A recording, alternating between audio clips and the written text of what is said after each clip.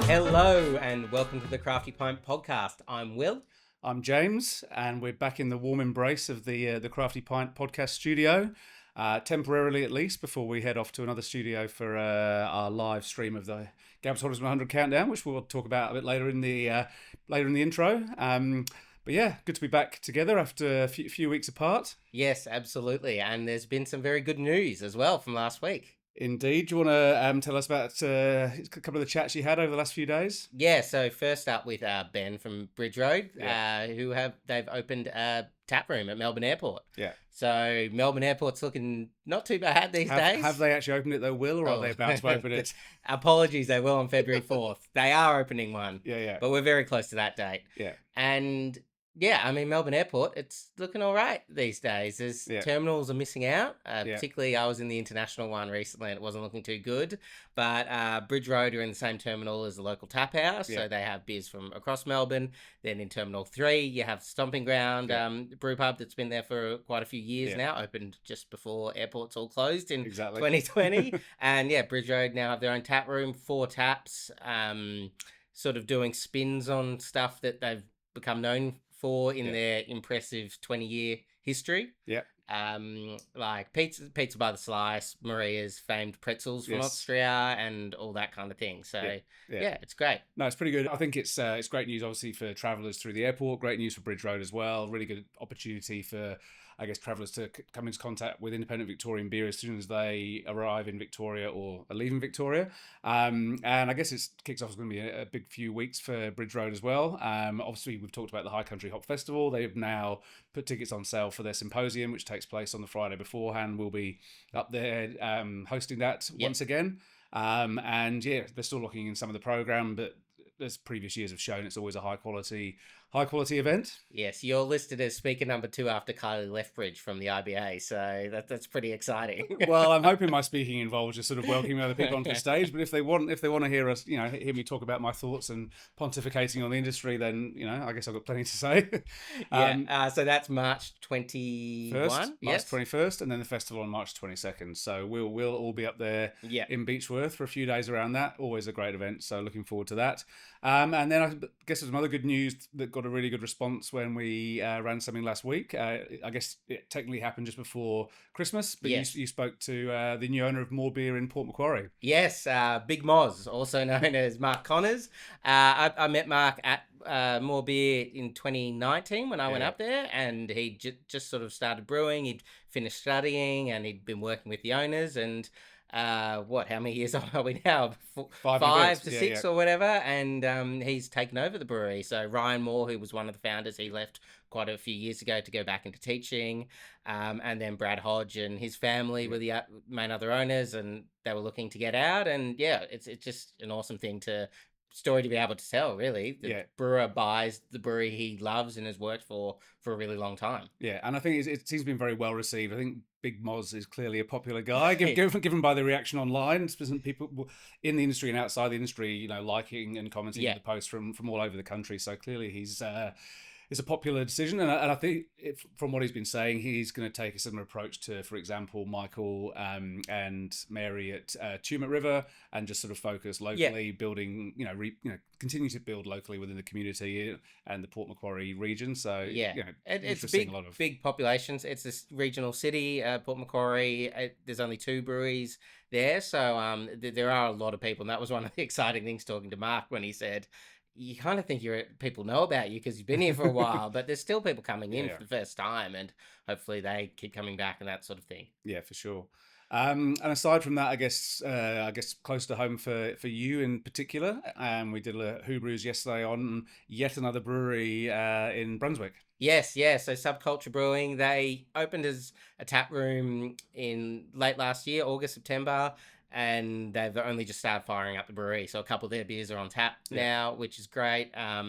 Very small, very tight tap room. You can tell it used to be a sort of smaller restaurant. And it's great to see them open and doing their thing again. Talking about small, like their focus is really on being a neighborhood bar that happens to brew its own beer.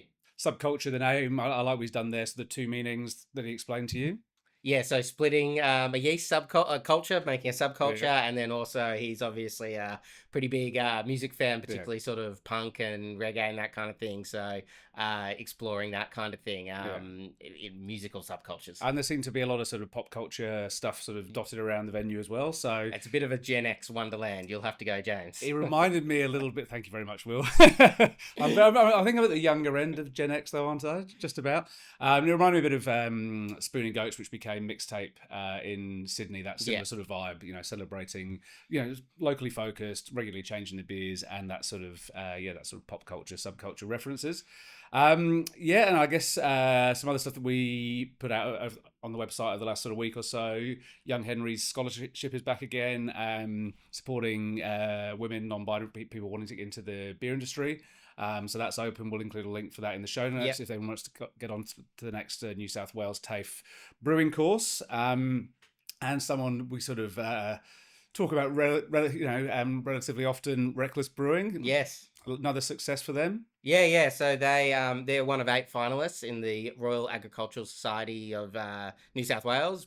They got a presidential medal, which seems odd. I guess there's a president running the Royal Agricultural Society. All seems a bit odd to me. Surely it's anyway. We won't get into republicanism right now, but so it recognises food and beverage companies and agricultural connected businesses that are doing really well, doing great stuff, particularly in the area of sustainability and good social impact and that kind of thing, which obviously Reckless is a big proponent and of so that. they're the one sort of beer business from the awards earlier in the year that's now competing against a bunch of other winners trophy winners from other, I guess, areas that the Agricultural Society celebrates. So nice work to them. And also, I guess, look out for when we have our Hottest 100 live stream at the weekend for Grace from Reckless's brief appearance, which is quite spectacular. I asked her to put together a short video, and she really ran with it, or drove with it. Drove with it really fast. And I guess sort of looking back to last week, we launched the Have You Done a Rallings, I guess, campaign promotion. Yep. Looking to celebrate people doing good deeds, doing good stuff in the beer industry. We've had a really great response so far. Admittedly, the first nomination came from the United States, but unfortunately, we won't be we won't be awarding any prizes to people in Portland, Oregon. But nice to know that we have a reach out there, and people are keen to get behind celebrating the beer industry everywhere in the world. But I think we've had sort of Craig was saying so regional Craig was saying that there's been a regional bottle shop manager organising a shuttle bus for customers to go to Gabs, graphic designer sending hop samples to the brewery he worked with in Cairns from his home in New Zealand. So all manner of nominations. If people want to get involved in that and nominate someone they think goes above and beyond doing really cool stuff in the beer industry, craftypint.com/railings will include a link in the show notes. Make sure you actually fill in the form, because there's a few people sharing it and a lot of comments, people going, oh, this person's doing awesome stuff. We're not going to see it that way necessarily. So make sure you fill in the form if you want to nominate people. And the form is very short. It's like 5 fields you need to enter. So, craftypint.com/railings. And once we've got a few of them in, we'll start talking about some of this specifically on the web, on the show, but also maybe run some stories on some of the most standout stories on the website as well. Which just leaves us to, I guess, this weekend's big event for us. Fun big event for the beer industry, I guess. Yes, so the Gabs live stream, we're kicking off from 2:45, so we'll be 2:45 Australian Eastern Daylight Time. Yes, sorry, Melbourne time, Melbourne and Sydney time, and Tassie time. Yeah, it's a good thing about doing this at this time of year. There's about 5 different time zones for us to sort of bear in mind. But anyway, if you know where you live, you know what the time will be. Hopefully.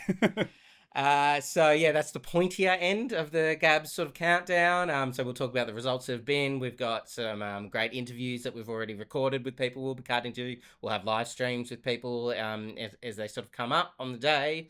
And we're just really looking forward to it. It should be a lot of fun. We're working with a really great studio in Stupid Old Studios in Melbourne. So it's just really exciting. Yeah, you've committed to wearing a hat. I actually realised I probably can't wear the headphones and the hat. So we'll see. I'm hoping some producer might step in and say I'm not allowed to wear a hat. Well, I was thinking of getting some sort of novelty hat as well to sort of in sympathy with you. But I've realised that suit that I wore is a really heavy suit, so it's going to be like 35 degrees again. Hopefully, the air conditioning in the studio they have good air coming there. Don't worry about that. So join us from 2:45. We'll be counting down from the top 30, but also reflecting not only on the whole 100 itself, but the history of the poll, discussing some of the issues that I guess it's raised over the years and some of the sort of the current issues in the industry right now. And just celebrating beer as well. We've kind of had some people make videos that are really fun and things like that, just to talk about what they love about beer and their favorite beers and things like that. So it's we hope it'll be a kind of all-encompassing celebration of beer rather than just about the countdown itself. 100%.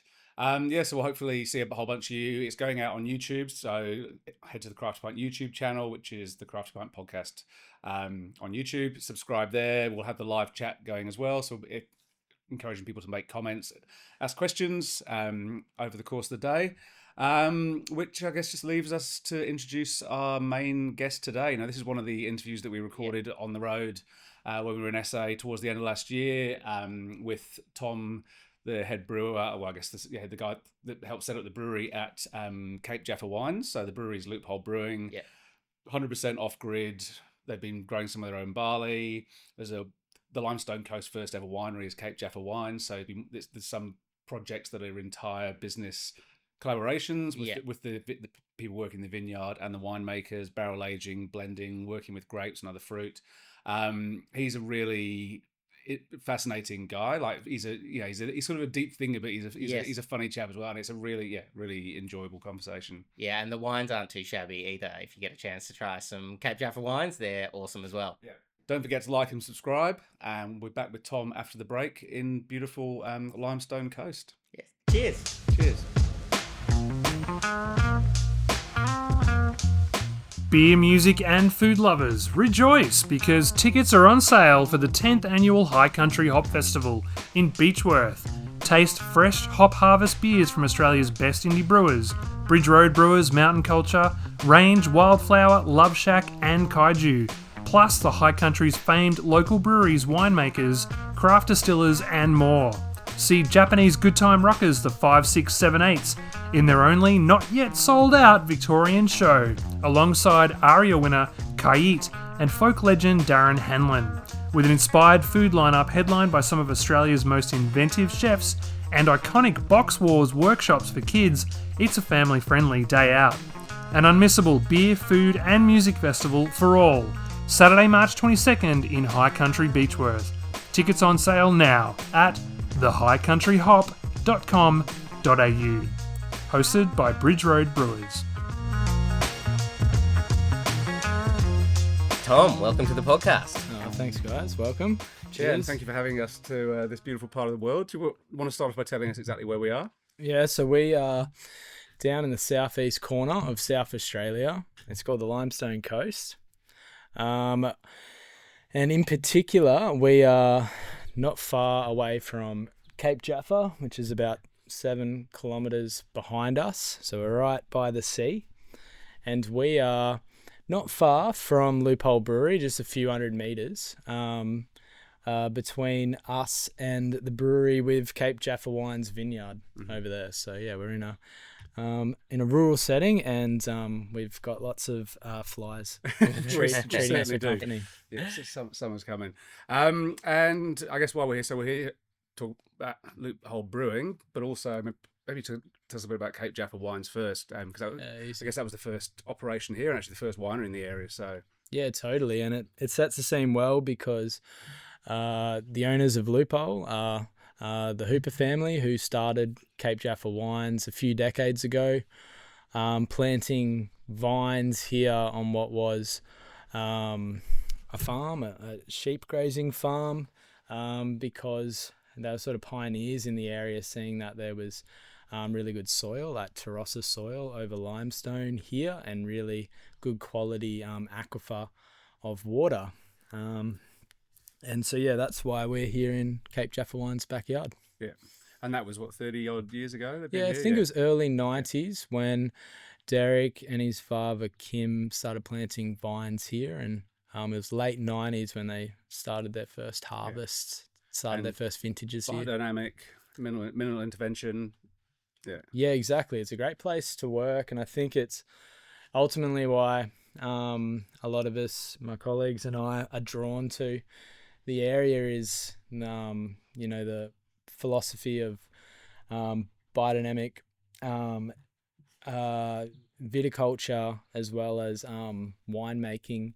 It definitely sort of flows into the winery as well, and I think as well, no doubt, was as well why we started Loophole here, was wanting to be innovative and creative and see what this site would translate to with the beer. And how did you end up at doing it and I guess starting Loophole?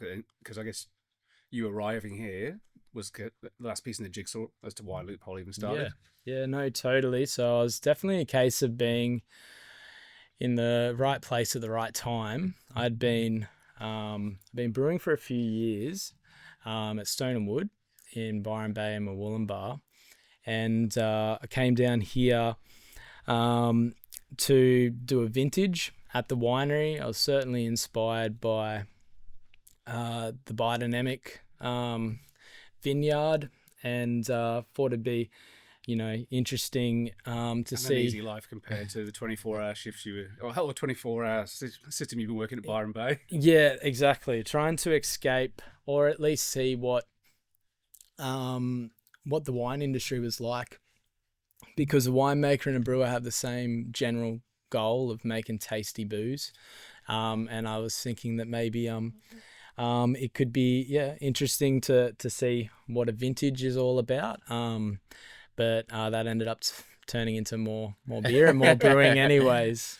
And was there anything in particular that drew you here? Like, you could have done vintage, anywhere in the country, other parts of the world. What was it about this area? Well, I hadn't been to South Australia before, and I think it was learning that these guys, followed biodynamic principles in the vineyard. I thought, well, that's probably going to, in a way,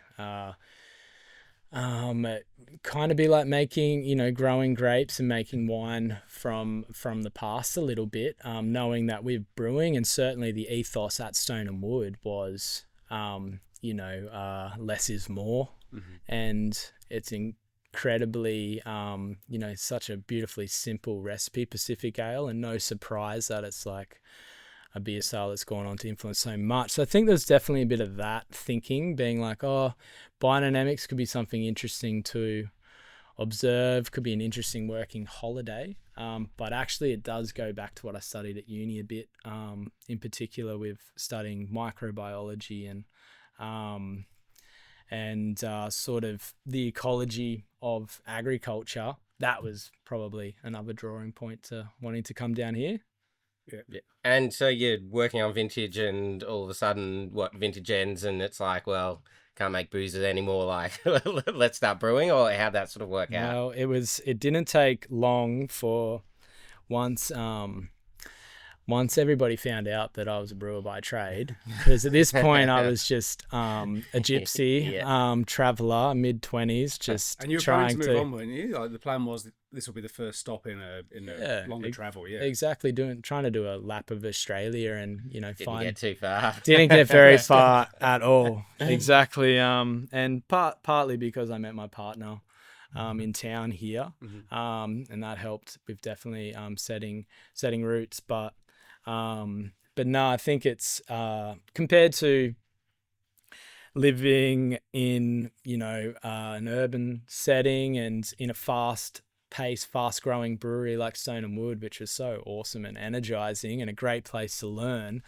I think it was nice to find a place that was regionally based, has a beautiful environment.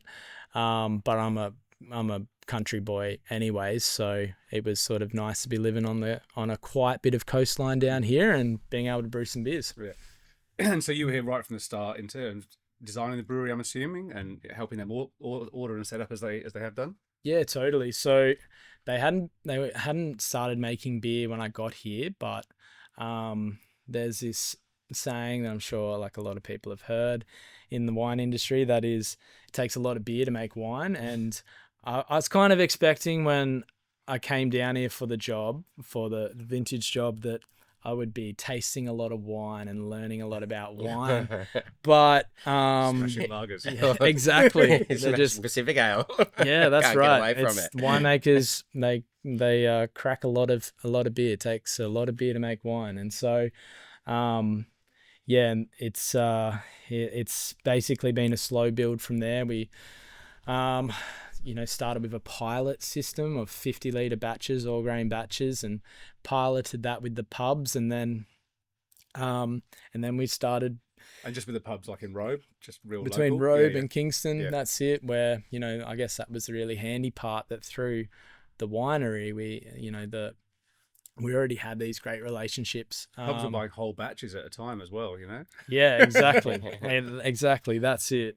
And so, we started working out how to build the brewery, a bigger brewery, and we converted an old viticulture machinery shed. And it's been about 6 years now since we poured the slab for that brew house, and we've sort of been growing in and around it since then. I guess it's been really interesting to see it going from me just smashing out small 1 keg brews 6, 7, 8 years ago to now we've got 6 of us working in Loophole. Yeah. Do you want to tell us a little bit about the focus in terms of what you're making? Our bread and butter is probably, like a lot of breweries, is pale ales. Like we've got our Cape Ale, a Pacific Ale style beer. I probably would say that our passion piece is dark beers and sours, particularly fruited sours, because for me, one of the most appealing parts for starting Loophole was the fact that the brewery is literally flanked on all sides by different grape varieties. We've got Pinot Gris, Petit Verdot, Cabernet, Shiraz that go all around the brewery. So that's the interesting part for me, at least, is being able to utilize that fruit each vintage, and also just the fact that the space is just teeming with microflora from the vineyard. So that's the interesting part for me. But certainly, we make a lot of lager now, a lot of pale ale. How do the winemakers feel about all this sort of mixed culture nonsense going on in the brew shed? Yeah, it's funny because Brett is such a dirty word to winemakers, and probably when we started Loophole, I think like Brett might have been at its peak interest, and so we obviously had some fun, and even the winemakers really got interested in like making 100% Brett beer. That was like one of the first small batch specialties we made, and I think ultimately what came out of that vintage experience was being grateful as brewers how much like creative license we have, and we don't have the establishment telling us that that we can't be innovative or different, and but at the same time, it's been really interesting to learn some of the winemaking techniques, whether it's like barrel aging, or it's how to get the most out of fruit through crushing and macerating, and so the funnest part about, I think, working here at Loophole is we've got us who work in the brewery, but then we've got the team from Cape Jaffa Wines and the vineyard as well, and we're one big crew. So there's all this awesome sort of collaboration that happens across the driveway, so to speak. And I know there's a big focus on it's off grid, the whole operation here. And even when I came in first time 5 years ago, and you were talking about other sort of initiatives you're looking to put in to make maybe sort of carbon neutral, potentially even carbon positive beer. So do you want to talk about the sort of sustainability side of the business here? Yeah, totally. And I think that it was always something in the DNA of Loophole, being in the middle of a biodynamic vineyard, and also, I guess, being regionally based, being a farm-based brewery, that we need some, like any brewery, we need a fair bit of juice to come into site to power some big chillers for the cellar or for our cool rooms. And so when Derek was faced with, having to pay to get mains power, 3-phase power up to the hill where we have the brewery, it made more long-term sense to invest in an off-the-grid solar battery system. So I was a little bit skeptical to see how that would pan out when there is a 24-hour requirement for electricity in a brewery. But yeah, it's worked out great. Where the power is more reliable out at work than what it is in Robe, where I live. And so yeah, we're fully off the grid on power. And then, just like any farm-based operation, we can't take anything for granted. Like if we see a drop in pressure coming with our processed water, we got to go and work out, which bore pump is playing up, and hopefully we can dodgy something up without having to call the Sparky out from town and stuff like that. And then similarly with the wastewater system here as well, which we take very seriously, you really don't take anything for granted, whether it's power or the water coming in or whatever. It's all part of the ecosystem of working here. You talked about using some of the fruit from the winery. Have you been growing any other ingredients for beer here as well? Yeah, so we've got some back paddocks where we have, been renovating and cropping and growing some barley as well. So we've got a few beers now that we've made with our own barley, really small amounts, not really from the growing perspective, but from the malting perspective. That's actually the difficult part of it. Yeah, we've been you getting can't malted. malt it here. Is the disconnection between the grower and the maltster. Have you malted any small batch stuff on site here, or is it all had to go? Okay. In my more Like in an vagrant, oven, sort of. in my more vagrant days when I was down doing the 50-litre pilot system, and I think you released a beer called Vagrant Days, or you need to, maybe. well, that's totally, that would be really going back to how we started the whole process, because we're 30 k's out of town, and I was living on site here for the first sort of 12 months, you have to be quite resourceful. So where did you actually get the barley malted then? So that was the hardest part of it, out of all of it, I reckon. So we had to send it over to House of Malt, and so, which unfortunately now we can't do that anymore because they've closed down. Ballarat based, and that was really good. We got it done in a couple of styles, most of it as Pilsner, and I think that was fun to see what we could do and where we could take, I guess the idea of being an estate-based brewery, but now, once we, grow some more barley, then it's nice to know that AMSAT, based in Adelaide, is probably where we will go for next. And we admittedly made limited release interesting styles, but it'd be great to see if we can get enough done as base malt one day to make a meaningful impact on our brew schedule. Hops as well? Have you tried growing that? Yeah, that's been tried here, but this is a pretty fucking windy part of South Australia. Cape Jaffa is considered, I think, the windiest part of SA. So it's not like it couldn't be done, but we'd need to definitely sort out some windbreaks. Derek, my boss, he's grown them in the past. And we used some initially in some test batches, but we worked out pretty quickly that if we're going to make a really big impact on a brew, the barley would be the best place to start.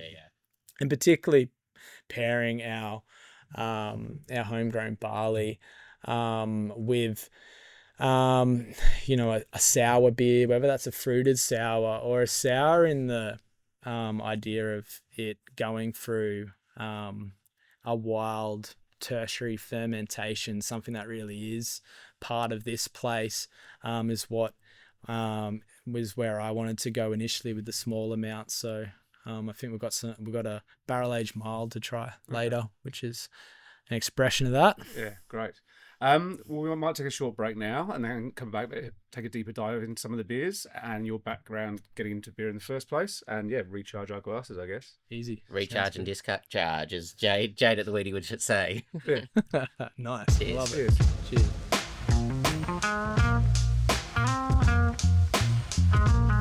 Okay, I'm here with Steve Hendo Henderson of Rockstar Brewer Academy. Now, many of you may know Hendo. He's got to be one of the smartest people in brewing, countless years of experience working with some of Australia's leading breweries and brands, and now with Rockstar Brewer Academy. You've been helping brewers all over the world make better beer, something we can all aspire to. Mate, welcome to the show. It's great to see you, mate. How you doing? I'm good, mate. I'm good. I'm excited to talk about better beer, mate. Give me the rundown on Rockstar Brewer Academy. We've mentioned it briefly, or we've talked about it briefly, and you describe yourself as you're definitely not a consultant. You're not the guy who comes in to work on a specific project or solve a specific problem. You've described it to me as more of a coaching community. What is all that about? Tell me more. Yeah, so basically, the Rockstar Brewer Academy is a coaching community for professional brewers. So often, when brewers approach me, they're experiencing the problem that they want to increase their brewing technical knowledge, but they're either going down the internet research rabbit hole or they're reading countless books which don't give you anything that you can implement in your brewery, or they're pestering a local friendly professional brewer in the neighborhood until they wear out their welcome, or lowest common denominator, they're going to homebrew forums looking for advice. On professional brewing. Wow. So what I do is provide a very constructive and friendly community of professional brewers. We're all marching in the same direction and looking to increase the quality of our beer and reduce costs at the same time. And it's on three pillars, and the three pillars are basically coursework, coaching, and community. So there's a whole bunch of training modules available to members. I host live coaching call events almost on a weekly basis, so 3 out of 4 weeks of the month. And then we've got a very lively online private Facebook community where if you've got questions and you need answers, you can post, or you can post about your wins and that sort of thing. And it's way better than the public forums, where if you ask a question, you get 6 different answers and that sort of thing. Definitely sounds more practical, kind of real life experience, real life tips. Mate, consistency is absolutely one of the key things in brewing. It's so important from batch to batch. What would you say, I guess, are some of the biggest challenges that professional brewers face in terms of getting that consistency, of, doing it in a way that doesn't impact their time, their bottom line, cost control, and so on? Yeah, absolutely. So there's like you basically, if you're going to be improving your operations in your brewery, the priorities that I like to put forward is basically start with your safety, and it doesn't take much to get a basic brewery safety program going.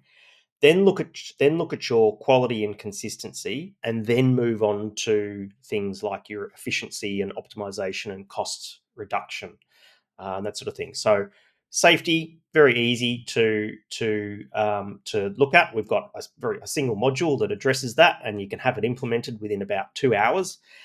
From there, all new members of the Rockstar Brewer Academy go through a program called Beer Quality Bootcamp.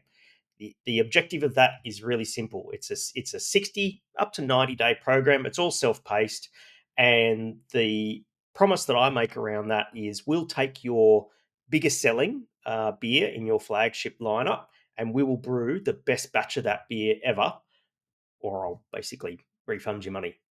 Once you finish that, then we start to look at the optimization and cost saving and money saving things and bringing your unit costs down. So that's things like getting your brew house efficiency up to 90%. It's implementing standard operating procedures. It's reducing your dry hop and raw materials costs by creatively implementing the use of enzymes in your brewery. There's loads of stuff there, and so we work together to sort of work out what is the next right thing for the brewer, so that they're not overwhelmed with all of the content and drinking the knowledge through the fire hose. Hendo, okay, if someone is listening right now and they're keen to brew better beer to save time, save money, what's the best way they can get started with Rockstar Brewer Academy? Yeah, look, the best thing to do is to book in a free 15-minute calibration call, one-on-one with me. It's not a sales call; it's actually a fit call to see if we're a good fit for each other and if there's any opportunities for us to work with each other. If you head to rockstarbrewer.com/calibration, you can book a 15-minute slot directly into my calendar. We'll catch up over Zoom. If I can't help you, I'll point you in the right direction. And if I can help you, I'll let you know and we'll talk next steps from there. Brewers, get onto it. Obligation free calibration call, rockstarbrewer.com/calibration. Thank you, Hendo. We'll see you back in a couple of weeks. Too easy, mate. Good to talk to you.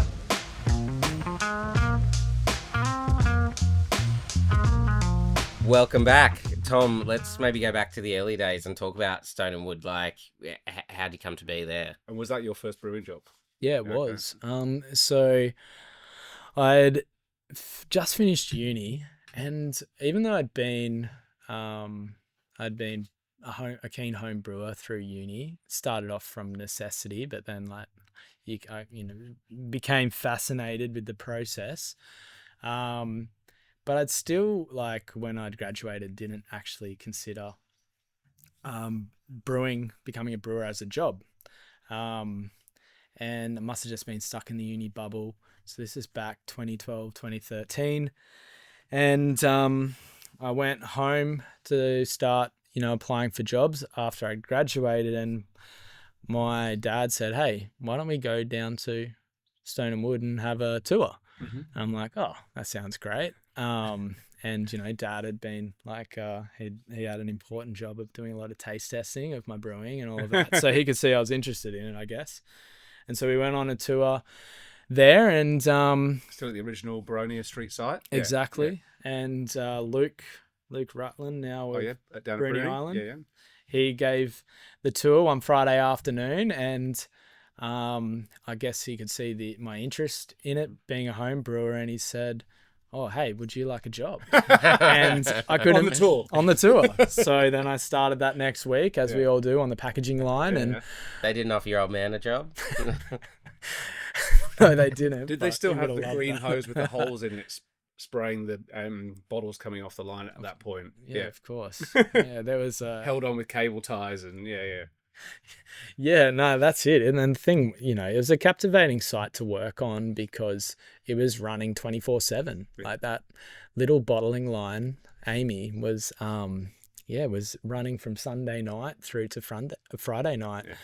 And I just loved every part of of working there, and they were in a really high growth phase. And for the first 18 months of working there was in Byron, and it was absolutely amazing that it was a new tank got put in place, new fermenter in place every month. So wow, it was just really amazing to be a part of that sort of growth. Pacific Ale.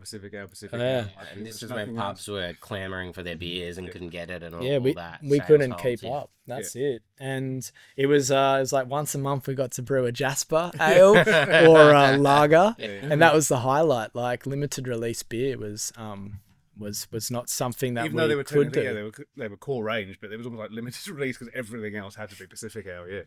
That's it. So no, that was that was how I got into the industry, and I think it was really fun being there while the transition and setting up the Murwillumbah site as well. And you made some friendships with fellow brewers there. I know you could mates with Nick at Molly Rose. He makes a beer named after you. That's it. Is it Sour Tom because of your personality or because... Great. So that's going to come up in this interview. Thanks, Nick. But no, that was... so Nick took me under his wing a little bit. I don't know. I read the production plan wrong, I guess, and it was my first night shift, and I mashed in because the tank wasn't full, and that's what what you do, you fill up the tank as soon as possible. But yeah, we didn't want to mash. They didn't want me to mash in on my first night shift. They wanted me to just make sure that I could, transfer the beer and the bottling line was good and stay awake. That's it. And I'm like, I realized pretty soon afterwards that, I just don't have any steam pressure here. And so I had to turf that mash out of the Lauder Tun. And then Nick, he took some of that mash. He noticed that it was smelling really nice a day or two later, and he made a Berliner Weiss out of it and added strawberries to it, and then he called it Sour Tom. The beer was born. And that's right. And so now I get to remember and drink one of my mistakes forever. It's a lovely beer. Yeah, it is. It's great. Yes, and back to the Stone and Wood days. Then it would be a very intense. Was it 3 years you were there? Yeah, more or less. Yeah. I think it might have been about 2.5, but it was fast pace. That certainly tested. Tested me on whether it was the right industry for me, because I didn't know any better. But yeah, the graveyard shift brewing was pretty intense, but overall it was a really good experience, and just to be able to see what a really fast growing business that's really utilizing every hour of a shift, and even having a really decent sized crew. Like, it was a crew of like 70 or 80 by the end of my time there. So it was, it was a lot of fun. So essentially, home brewer, finished uni, 2.5 years at Stone and Wood, one vintage here, and then you're designing and building a brewery, and here we are now, like, still here at Loophole. Yeah, exactly. It's a pretty fast pace, roll into being a foundational brewer at a new brewery. Yeah, well, thank you. I mean, it is a very small site that we have. It's a 12 hectare You're not adding a new house. fermenter every week here. No, thank God. That's really nice that the goalposts aren't changing super rapidly. I think what I like as well about Loophole, it was great having the challenges from the start with, the type of site to set up based on the fact that we're off the grid. But also the industry's gone through a lot of change since I started at Stone and Wood, where to see it start with,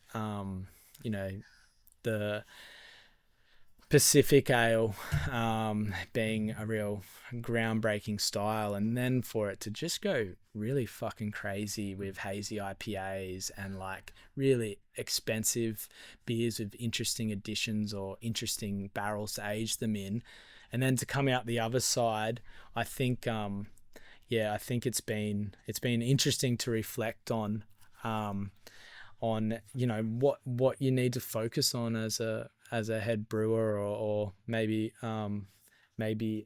in my case, someone that is trying to see, well, where are the goalposts for us, and how much more do we want to grow, and all of that. And you have said you've been sort of growing organically, steadily over time. In terms of the evolution of the beers, when I first came here 5 years ago, I think there's the mid or pale, the red IPA might have been on or the dark IPA might have been on by then.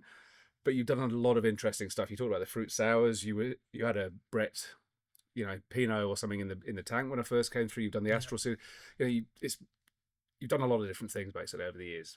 Yeah, I think that's probably my fault in general, because I think that going back to why I got into brewing was probably just through university, and what I studied was just an interest in microbiology and fermentation in general. And I think it just led me down certain rabbit holes, and as well, when you develop a taste for Belgian sour beers, fruited beers, and then there's definitely all of those things go through your mind with setting up a brewery in the middle of a vineyard. So yeah, I think I'm lucky that I get to express kind of my interests, what I'm interested in with brewing, but also it's been nice to particularly with, I guess, lagers becoming more popular in the last few years, just be able to hone the craft and, you know, keep all of the machines running. That's probably ultimately been that the part of the, you know, that part of my career where it's easy to put a site together, but you know, they're the things that you learn is when you're 300-400 kilometers from a major city and you're off the grid. It's a regional brewery that it's been fun just learning about how to maintain all of this equipment, doing a lot of it ourselves, and choosing the right equipment that doesn't require a lot of servicing and stuff like that. And what about some of the beer wine hybrid stuff you've been doing, like making use of being here? Yeah, and Astral Project, they have a cult following in Adelaide, particularly within the industry. I think every time you talk to an Adelaide brewer, they're talking about it, but just so people understand what that is. Yeah, well, that's good to hear. It's definitely where where the passion piece is. Essentially, the Astral Project is a collaboration between the vineyard, the winery, and the brewery. And each vintage, we start chatting to the winemaker, the vineyard manager, and, you know, see how the vintage is progressing. Obviously, you only have to walk 5 meters out of the brewery, and you can see how the Petit Verdot or the Pinot Gris is going. But then, you start to formulate ideas on some different techniques, and as well the weather of the vintage does play a big part. So we've now gotten to the point of, after experimenting over the last 5 or 6 years, we've worked out there is plenty of enough microflora on our grapes. And I think a lot of that comes down to the fact that the vineyards are biodynamic, which helps with all of that microflora. And so, we've got some wild ales in barrel. Our current releases is a Pinot Gris sour that's completely wild. And that basically we had hand-picked whole bunch Pinot Gris that macerated in a very simple wort, a very pale, simple wort. And I think there's just so much more room for innovation with vineyard products. And so the fermentation is being kickstarted by the grapes. Yeah, essentially, it wasn't inoculated. Yeah. We actually installed on that vintage an open fermenter from the winery, so that we could, it obviously helps when you're putting hundreds of kilos of fruit. You need an open fermenter. That's right, and then you need to get rid of it. And so but I think definitely where we'd like to see this project, the Astral Project, go is get more wild, more spontaneous. Just now we're working out how much microbiology is in the air. Yeah. So are you sort of thinking through the beers like a winemaker, or with them in terms of like, this Pinot is particularly juicy this year, kind of, and you're like, great, like this is what else to do it with, or the malt base and that kind of thing? Yeah, more or less. I'd probably say that generally a bit of a rule is, it's very easy to lose focus on the fruit if you complicate the malt bill. So generally, like in the case of the one we're going to taste in a moment, is very light and bright. And because there's a lot of sugar in grapes, you don't need to be going too high in gravity with the brew. But in saying that, I reckon maybe one of the nicest mixed ferment beers that we made with some Shiraz was putting a really nice base of crystal malts behind it, and to really get that kind of like candy flavor through the beer. And I just love what that the brightness, that some of that acidity from the grapes. Did you get a chance to trial these on a small batch first, or you got one go because it's kind of vintage based, I guess? Yeah, we don't really trial too much we're lucky that our brew length is really small anyways. We've got a 12 hec brew house and we get the efficiencies through having 4 vessels. But, we do a lot of our experimentation at that brew length and it puts pressure on. But after it's experimental, so it turns out how it turns out. Yeah, you have to spend a lot of money on a pilot or smaller system to get the quality out the other end. So I'd much rather have all my gadgets and good gear at the full brew length and play there and just make hope that we'll sell it. Yeah. And do you like 1 or 2 a year with the Astral project? What's the plan with that? Generally, I mean, we were lucky enough to pick up a champion trophy in 2020 for our Merlot sour, and then I went a bit crazy the next vintage. And it was yours to do with. You could tell Derek, no, that's right. Look how well it did. The Astral project is the loophole now. No, it's the new Pacifica. Yeah, that's right. Exactly. They're going to be knocking down our doors. We're going to have project. We're going to have to extend the shift pattern out, guys. But you're working an extra hour. That's it. And so, but no, we do try to rein it in a bit, particularly with seeing that other segments, other beer styles have become popular that we have to do. We have to be making more lager at the moment, and there's always a demand for hazy IPAs. So yeah, we experiment with a couple of batches each vintage at the moment.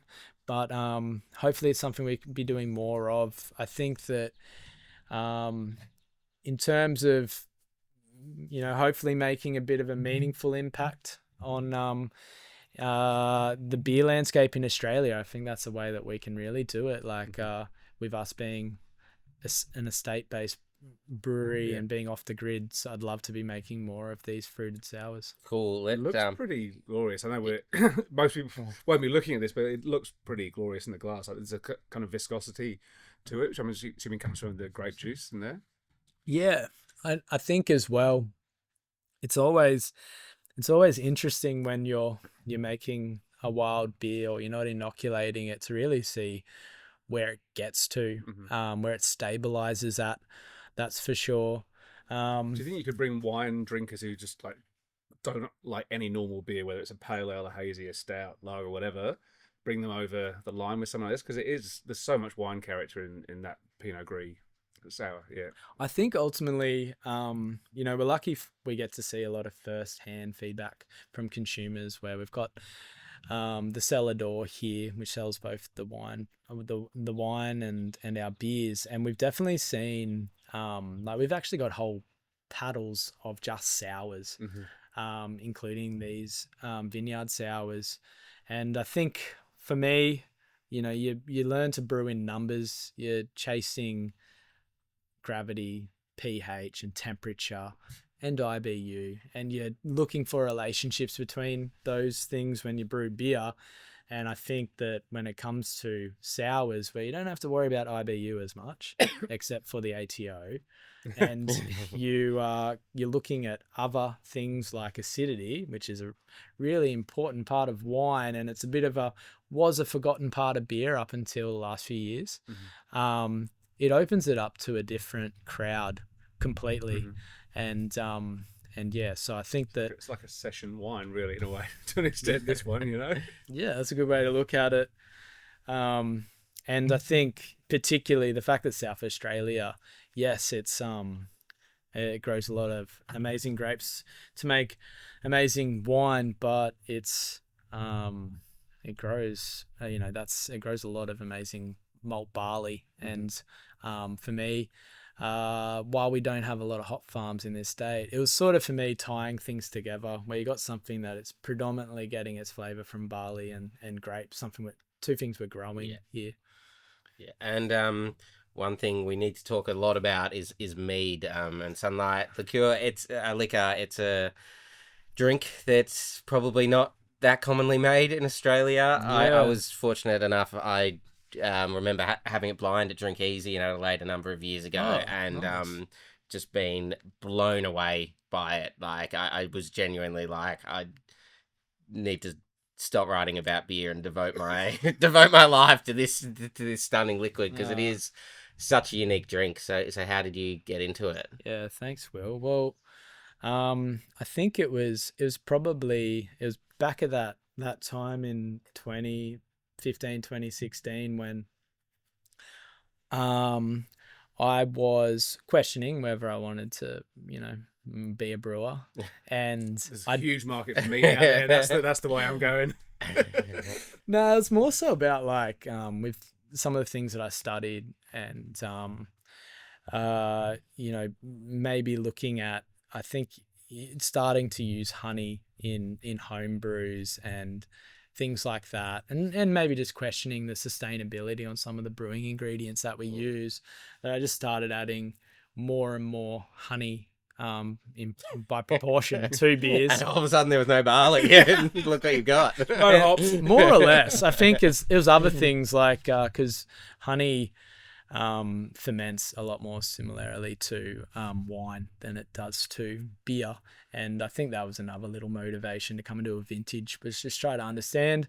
So did you launch something like a while at Stonewood, or No, it's purely playing around at home? Yeah, pretty well, and then I linked in with a mate of mine from uni who was a beekeeper, who lived down here in SA, and it was sort of just always a bit of a project. It was a way for me to be able to really make what I wanted to make and push the boundaries a bit. I think I love honey because all across Australia, even in some really marginal landscapes where you can't grow crops, you can get a honey flow going, or at really interesting times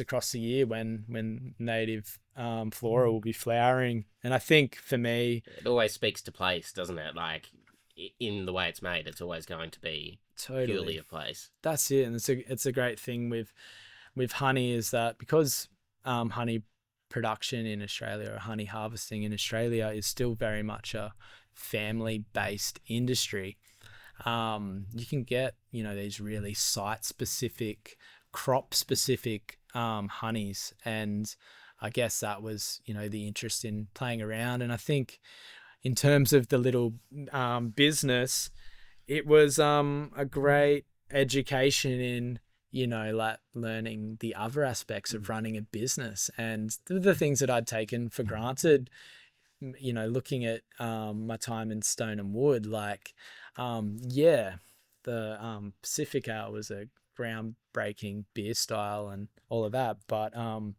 it made me respect my other bosses, Ross and Jamie, and the contributions that need to be made in branding, marketing, and sales to run a beverage business. And so yeah, it's been a really good learning curve making the mead. And you've been out foraging like wild honey for some of the meads, is that right as well? Yeah, there's been different things going on there. You do need a really good amount of honey to make a commercial base of mead, and all of that. But robbing farmers markets.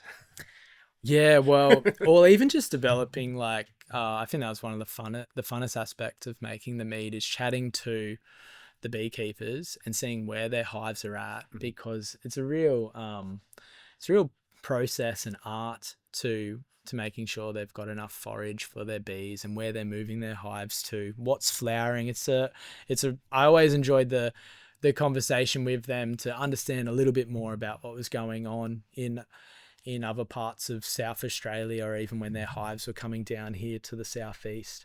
So yeah, I hopefully can continue to make more mead, but probably what I started to realize was how like niche of a market there is. Does anyone buy mead from retailers, or is it like has to be at a cellar door or like a market, or like direct? And tell me about the mead heads as well. I want to know about craft mead nerds. Like, yeah, I think maybe the bit that was always maybe was an added challenge for us was the style of mead that we made. I think that traditionally more often than not, mead is high in alcohol and has a high viscosity and a high residual sugar. And I think with us, essentially what we were making there was like a seltzer-based version of a mead, and so a lot lighter and drier, sparkling, and I think I reckon there's definitely a market for it. Like with looking at what seltzers and sodas, hard sodas and things like You that could have just done. call it honey seltzer. Could have, but then a part of that kind of kills me a little bit as well. The soul just starts crumbling. Yeah, That's right. But yeah, it'll be interesting. I've got some higher gravity meads aging in barrel now, and I think with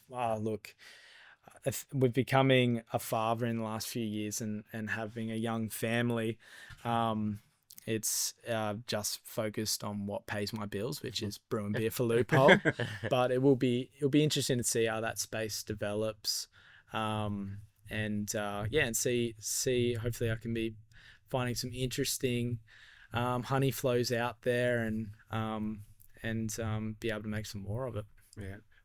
I can't let this part of the discussion pass with it, about bringing Nick Sandry back in, because you shared some of the honeys you've used in your mead with him for some saison. Yes, and I thought it was Oh Honey 1 or 2. Yeah. It was one of the best saisons I'd ever tasted. And, and that was, I guess, a collab in the sense that you provided some of the honey to him. Is that right? Oh, Nick's an amazing brewer, as you know, and he's always had an interest in saison. I think he was really introduced me to saisons when I started brewing at Stone and Wood, and that was a lot of fun. And ultimately goes back to what I was saying, that's where the real interest in making a mead is starting with the base product, the honey, and the different types of flavors you can get from different areas. So that's always fun to do a collaboration with Nick, and it's great that I had a choice this time. And no mistakes either.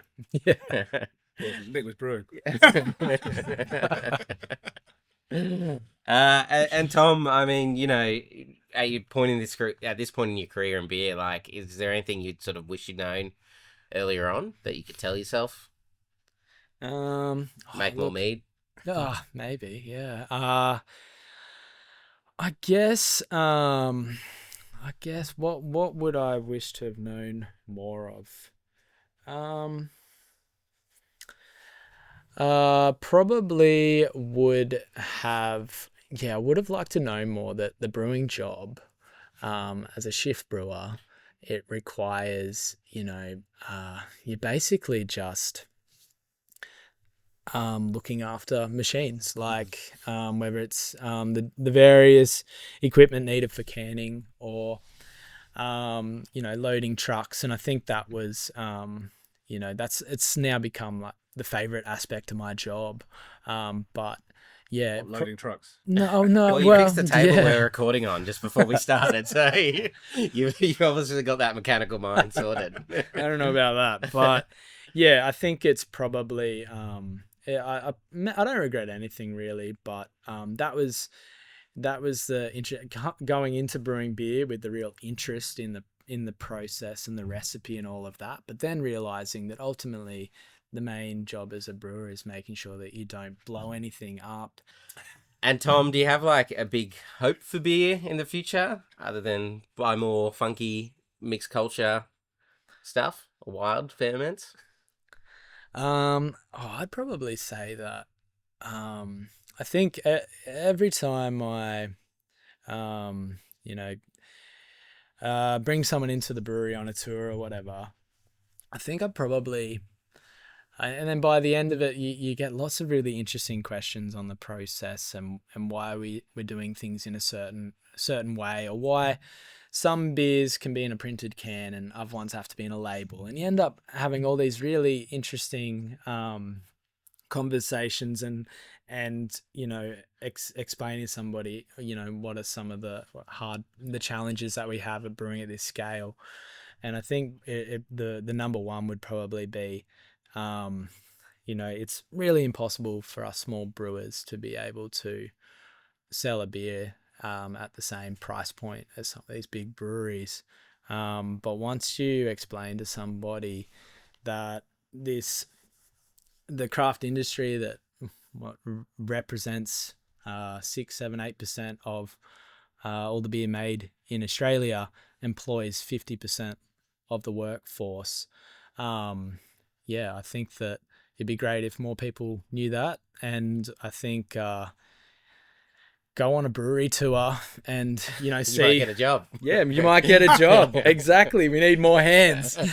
We enjoy employing a lot of people. And I think that's become like, one of the most pleasing aspects of my job is that now I'm like an old guy on site, and you got these young people that you get to train, and you learn some things off them as well. So yeah, it's that's probably what I would say is go on down and visit your craft breweries.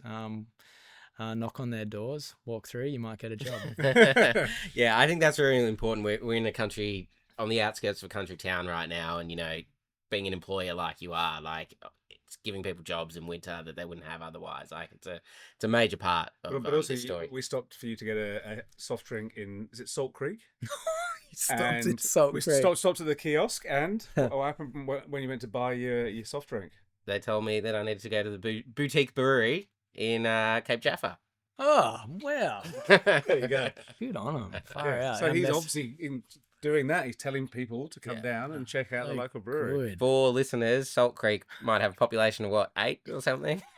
Yeah, it's not many. It's not many. I think it you only have to slow down to 80 if that's any any representation of Not our even country. 60. I did get the feeling that we may have been the first people to stop that day, based on the length of the conversation with the barista. All right, Tom. I think we better leave it there. Yeah, thanks, Visit guys. Salt Creek. Cheers. Cheers. Cheers. Shout out to brewers, distillers, and beverage industry professionals. Don't be the one who misses out on one of the year's biggest industry events, IBD 2025. It's the 38th biennial convention run by the Chartered Institute of Brewers and Distillers, and it's taking over Australia's distillery capital, Hobart, from the 3rd to the 7th of March. Over the course of this convention, you'll be immersed in the latest trends, knowledge, technical expertise presented by expert speakers from around the world. There's going to be plenty of social opportunities too, including the chance to experience the Tasmanian hop harvest while it's happening, as well as visits to leading local distilleries. IBD 2025, it's the perfect opportunity to connect face-to-face with old friends and colleagues and create new friendships among members of our brewing and distilling community, also while building your own knowledge and expertise. Registrations are open now at ibd2025.com.au. The Crafty Pint podcast is produced and edited by Matt Hoffman. You can get all your beer-related news and reviews on the Crafty Pint website, craftypint.com, and can stay up to date on future podcast episodes via our socials. We wouldn't be able to produce the podcast or the website, events or festivals we run without the support of the beer industry, whether that's suppliers, bars, breweries or bottle shops. If you'd like to support the show or partner with the Crafty Pint in other ways, please reach out to Craig via the details in the show notes. And if you're a beer lover who'd like to support what we do, you can join our exclusive club for beer lovers, the Crafty Cabal. Visit craftykabal.com for more. And until next time, drink good beer.